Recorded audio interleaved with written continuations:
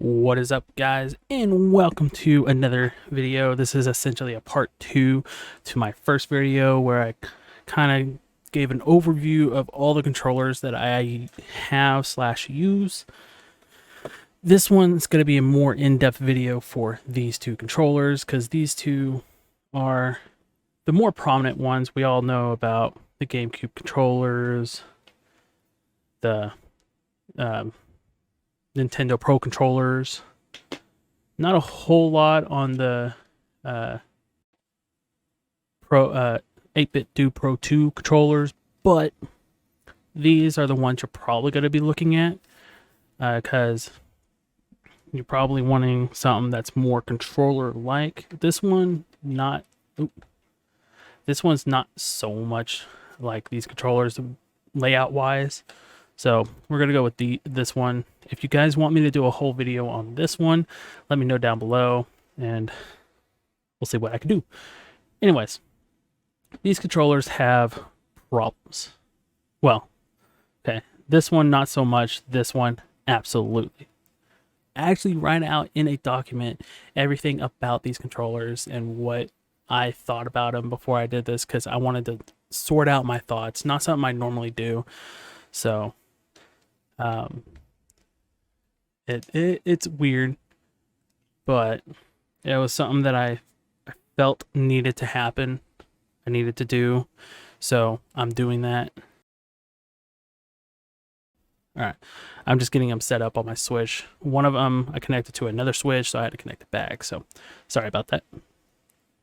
Anyways, these two controllers are decently expensive. This one's more expensive, being $100. This one's at a fairly reasonable price, matching the Pro controller for the Switch, Nintendo Switch, at $70. So we're good there. So I'm actually going to talk about this one first because this one has so many more problems. So many problems. All right. I'm actually going to have my Switch on, and I wanted to show you guys something. Doing this Calibrate control sticks. Now, if you got this has been out for a little while, and you guys should probably have heard by now, but this controller actually has a problem when it comes to the joysticks, especially. I think it's just this one. Nope, it is both actually. All right, so as you can see, the stick hitting the outer circle and making it go blue is what you want for essentially a 100% angle. So some games actually want to use. Let me show you. My controller is disconnected, so give me a second.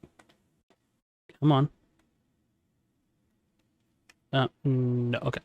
I'll just play it. Okay. So at a full tilt, you'll be able to fast run. But when you're not at a full tilt, you're slow walking. And some games actually will not let you fast walk or run if you're not at 100% tilt. So that meaning with that, it means that, nope, I want this one all the way down. No, this one. Dang. I never have to really calibrate my sticks, so it's not something I really do. Anyways, so if the stick does not hit that mark, a lot of the games will not let you go into that full run or sprint mode. And this one's actually being weird because usually it does it up here at the top, but now it's doing it at the bottom. I'm not understanding that. Let us actually switch the plate, or let's have it off, and you can see that with it off, it has its full movement of motion. But if we put the other plate on, the white one, Yeah, it has a couple of zones where it just does not hit it. And a lot of times it will actually change because, like I said, it was at the top. Now it's at the bottom, which is a little off-putting. Next is actually, so it has the back pedals, which is nice. I don't use them. They are programmable, I do believe. Again, I don't use this because I just don't like the feel of it. I don't like the paddles, and they're just way too easy to hit. But they should be programmable, and it's essentially like an Elite controller. But the Elite controller has it built in, not actually, a separate thing. So, whatever. I actually like this plate a lot more than this one. This one actually shows a lot more of my greasy hands because I sweat a lot. I'm sorry. But that's one of the flaws. Second flaw, $100 with no rumble whatsoever. It doesn't even have to be the HD rumble that comes in the Pro controllers or the Joy-Cons. Some kind of rumble. There is no rumble in here whatsoever. It's heavier than this one. It's heavier than this. But no rumble. How? There are weights in here. That's what's giving it the weight, but how can you do that? You're asking for $100, but you don't want to give us rumble. What is the deal with this? So no rumble. It does wake up the Switch because it is essentially first party, being third party licensed by Nintendo. Yes, so you got that. The triggers are not too bad. They don't travel a whole lot, which is something that I don't really have a distinction for. I don't really care how far they travel. I use the same pressure no matter what.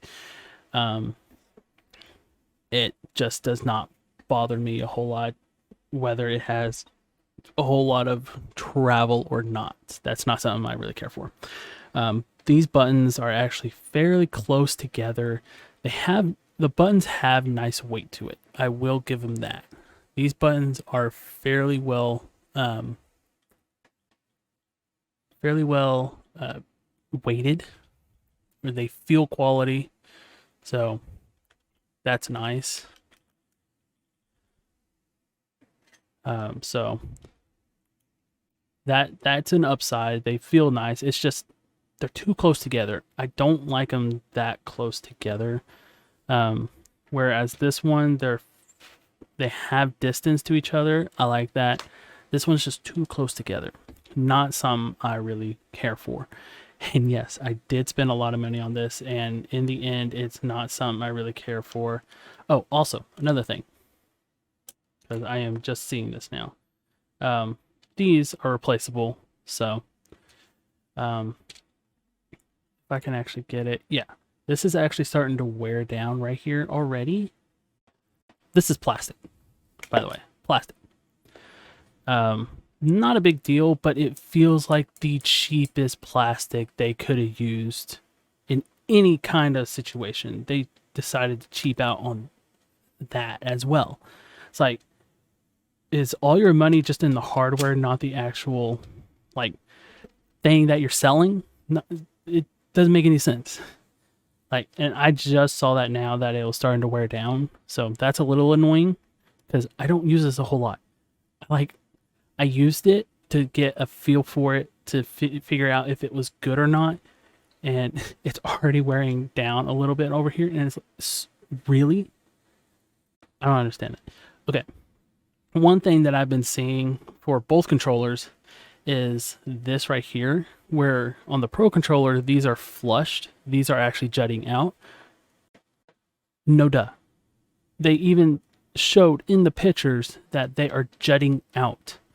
You're buying it because it is not a Pro controller. It is a different controller. And if you're spending this kind of money, you have money to blow. Who cares? But they're jutting out. Who cares? You see it all over the place in their advertisement. So you should know that it's jutting out. And that's one of the people's complaints. It's like, you're complaining about the stupidest thing. The joysticks is something you should be complaining about.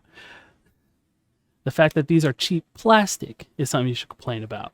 Not they're jutting out. I just don't understand that. All right, enough of me using that. Hold on. I'm checking my notes.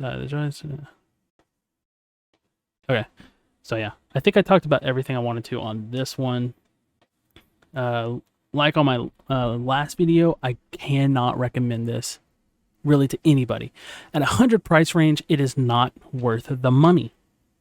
Yes, it has weight to it. Yes, it has the paddles, which is nice if you actually into it. I don't use the paddles.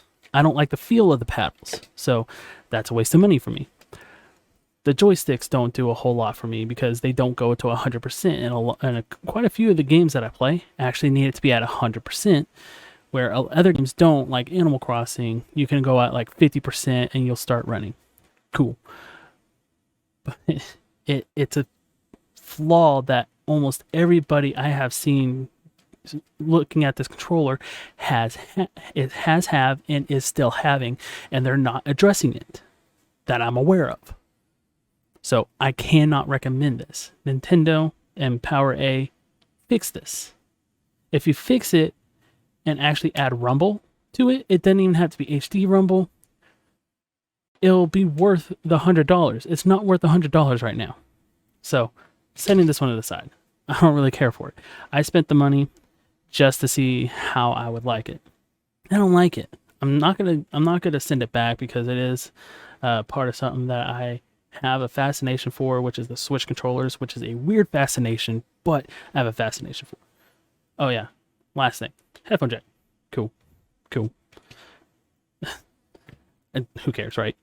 Okay, now on to the god of the controllers, the GuliKit King Kong 2 Pro, $70, matching the price of this little guy right here, which is nice. All right. There we go. Let's see. Third party, it wakes up the Switch, so it will wake it up. It takes it a hot minute because it needs to go through a couple of functions. So it needs to know, it needs to realize what like crap operating system you're wanting to putting on. So you got Windows, Android. I think it does. So iOS, Android, Windows, and Switch. So it needs to know which one you're wanting to use it for, and it'll go through that cycle, and then it'll wake up the Switch. So it does take a hot minute. It's not as fast as the Pro controller, but it still wakes it up, which is cool. Now, this has adjustable settings that you have to plug into the computer, download software from their website, and you can actually adjust a couple of things. I think you can actually completely remap it. I don't know. But that's something you should be able to do. Let's see, amiibo function. Let me actually grab an amiibo real quick. All right, so there's my amiibo. I actually had money on Best Buy, from Best Buy, so I got that for free, essentially. So that's nice. Let us go to amiibo. Register owner nickname. Okay, I've not actually tried this. There we go. Amiibo functionality. Assign it to me. Let's just name it Sky. And then registering. Voila. It worked. And as you can see, I used the Go key. I didn't do any magic tricks to try and get this one. You saw I just used the Go key, and that's cool. So it has amiibo functionality. That is something no other third-party controller has. This doesn't have it. This doesn't have it, but this is kind of cheaper, so it's whatever. This doesn't have it. No other controller other than the Nintendo Switch Pro controller that I am aware of, especially third party, does not have amiibo functionality. So that is actually cool. Is it useful? Not so much. Not to me, at least. I don't really use my amiibos. I have 5, 6, 7, 8, 9, 10, 11, 12, 13, 14, 15, 16 amiibos. Technically 17 because I have the Mario cereal box. So 17 amiibos. I don't use them. I have them sitting on a shelf. So, but it's cool that it is there in case I need to use it, because this is actually going to be my main next to this controller. So the 8-bit Duo 2 is my main. This one's probably going to be my sub main. So if I need a controller that if I'm playing a game that doesn't need the back pedals, more than likely I'll go to this one. So that being with that out of the way, so it doesn't work on the Switch, but it has pressure sensitive triggers. So on Android, Windows, and iOS, it actually has pressure sensitive triggers here, which is actually cool because some games actually do support the pressure sensitive triggers. Dear God. But yeah, that's cool. It doesn't work on the Switch. I don't know why. It's whatever. But some comments that I actually have heard for this controller is the triggers here. The way it is not like comfortable. Their fingers on the back here, they have to slide it up to be able to get upwards. So with the Pro controller here, it's actually fairly well done and it's easy to get to. This one, the King Kong 2, actually has technically more travel, but not really. And the way I hold my controller, I don't really have a problem with that because the way I hold it is like this. So when I need to use the triggers, I use the triggers, and then I can use the middle part of my finger right here to actually press the triggers, which is what I normally do. So I don't really see the big problem here. I guess it's just the way that I hold it. But yeah. What else? Has rumble, which is cool. It's not HD rumble. Wasn't gonna expect that. But you would expect rumble for something that's $100. For something that matches the price of the Pro controller, you're kind of expecting it, but it's like, then again, it's like, it's a third party. Who knows if they're gonna even put it in there. It's not HD, but it is rumble, and you can change the sensitivity of the rumble. I just don't remember how. Nope. No. Settings. And then down. And up. Okay. So that changes the sensitivity of, or should change the sensitivity of the vibration. I really shouldn't have changed it because I liked it the way it was. I don't remember. I don't even know what it's at right now. Anyways, the big selling point to this controller though is actually the joysticks. So the joysticks, normal joysticks use contact pads and electro signals. So wherever it is on the contact pad, it can actually register that from the contact pads that are inside the joystick. I don't have like a taken apart joystick, so I can't really show you guys. Might put up a picture or something, but it uses metal to contact a kind of like another metal surface to give it that contact. These actually use magnets, magnetic. I don't know.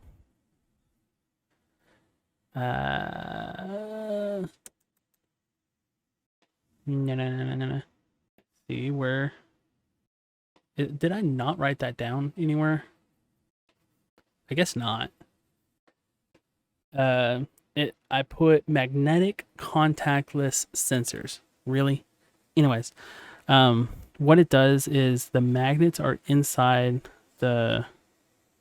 I'm actually going to use this as a reference. How about that? Hey, you're actually going to get use. All right, so right here. So say, actually, those are magnets. Ooh, cool. Oh wait, of course they're magnets. Duh. The buttons are right here. Okay, so say this is your joystick, and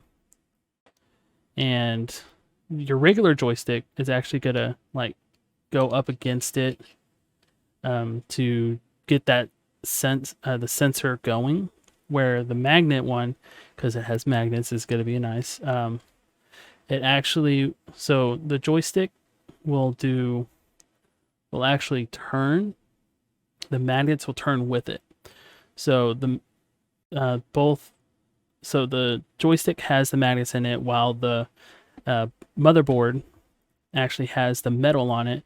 It'll actually detect how much strength the magnet has on it in comparison to a full tilt, or just a full tilt. How about that? So they actually have it to where it determines how strong, how far forward, or how far whatever it is, and it actually will register it as it needs to be. And the joysticks have a couple of settings where one setting has no dead zones whatsoever. By default, it has a little bit of a dead zone, but it's kind of like a not too big of a deal because it's not really going to show a whole lot.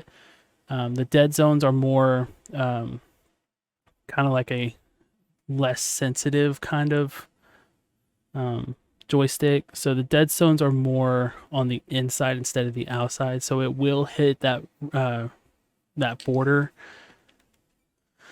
Nope. I need to go to settings. So it will hit the border for this joystick. So this blue border, it will hit all the way around 100% of the time, 360. And what GuliKit is saying, that it is a driftless joystick. So with the magnets, you're not having metal scraping up against the contact pad. And then because the contact pad is rubbing up against it, it is actually filing it down ever so slightly through every use.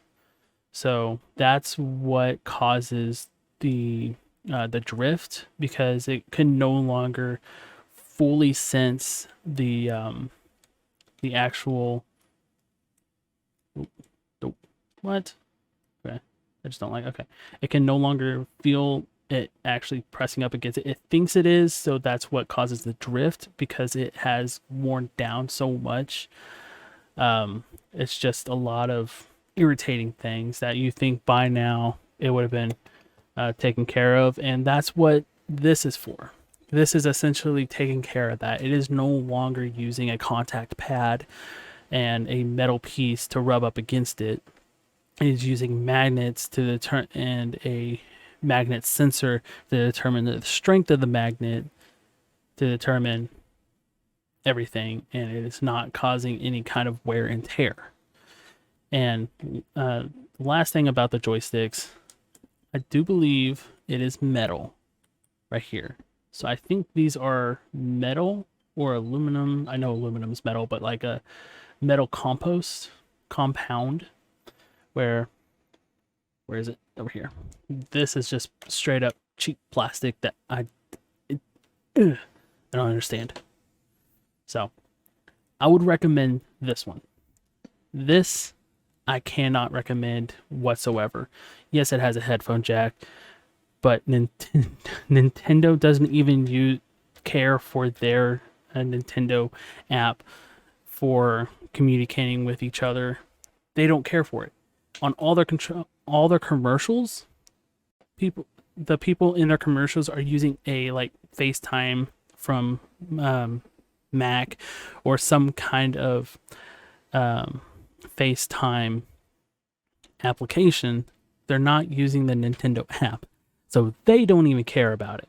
So this headphone jack, it doesn't really have a too big of a point. It's cool that it's there, but it's like it's there, but there's nothing to do with it. So 100% cannot recommend. It had too many problems. Too many. I'm actually going to turn it off because it has an off switch, which is nice. This one I would actually recommend if you're looking for a controller. Now, you can go for the Pro controller. It's beautifully built. It has lovely weight to it. But you want to experience something different, go for the GuliKit.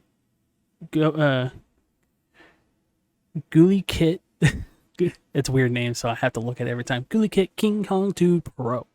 Look at this one. You can go for this one if you want, but look at this one. Just give it a shot. It is a very nice controller. It's not as heavy as the Pro controller. I would say it's actually the weight distribution is a little different, but it might actually be the same way. I don't have a scale on me. I don't own a scale, but it might actually be about the same weight. It's just the weight distribution is different. So I recommend this one. No, absolutely not. Do not even think about it. It is $100. If you want to blow $100, go for it. But if you're looking for a controller to use, this is the one to go for. Or this one, This one's the tried and true. Everybody knows about it because it was released with a Switch. It's tried and true. Nintendo. Thank you. But this one, just try it. I cannot say that I've actually had a better controller than this one. And as you can tell, from my last video, I've actually used quite looking at it here, you would think that it's not a whole lot of controllers that I've used. But these are just the Switch controllers. I've used a lot of Xbox controllers, PlayStation controllers, Nintendo controllers. I've used a lot of controllers. And as of late, I've been a controller fanatic. I've been wanting to keep looking at controllers. And that's kind of one of the reasons why I did this video. Or these last two videos. Just to put it out there. What controller I think... Personally, someone who doesn't have a whole lot of money to blow, even though I blew a whole lot of money on this one, I don't have a whole lot of money to blow. For the money, I recommend the 8-Bit Duo Pro 2. $50 or $55? I think it was $50. Yes, $50. This is a perfectly good controller. It has rumble. It perfectly good. $50. $70. You're matching the price of their Pro controller. Choose between the two. If you want to try a non-first party controller, go with the GuliKit. It wakes up the Switch. It does everything this one can, but better. Quite a bit better. Rumble, not so much because this is HD Rumble. We're not going to have the HD Rumble in third party for quite a while. But still, it is a good controller. I think that's all I have to say. This one's just complete garbage. I don't recommend it. Like I've said multiple times. And I will continue to say because it sucks. Anyways.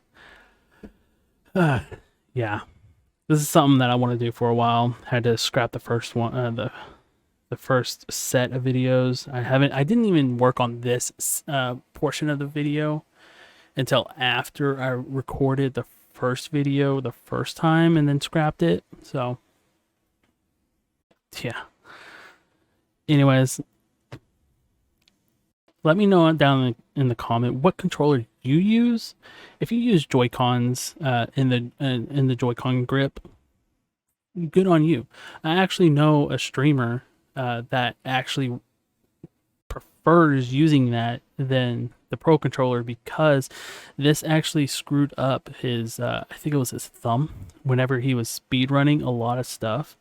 He went to the Joy-Cons because it was more comfortable to him. People have different preferences. That's why I actually like this controller, because it fits well in my hand. This is not too much of a natural position, but it's whatever. This is more natural. Anyways, let me know what you guys use. Yeah, I'm curious if there's controllers out there that I kind of want to look at. There are a lot more Switch controllers, but some of them I just don't want to look at because they're just like, not price wise, but build quality wise and feature wise, I just don't want to touch them. So I want to see what y'all use and prefer using, because it may allow me to look at more and have a more diverse controller experience. So yeah, finally gonna end this video. Have a wonderful day or night, depending on where you are in the world and when you are watching this. Bye.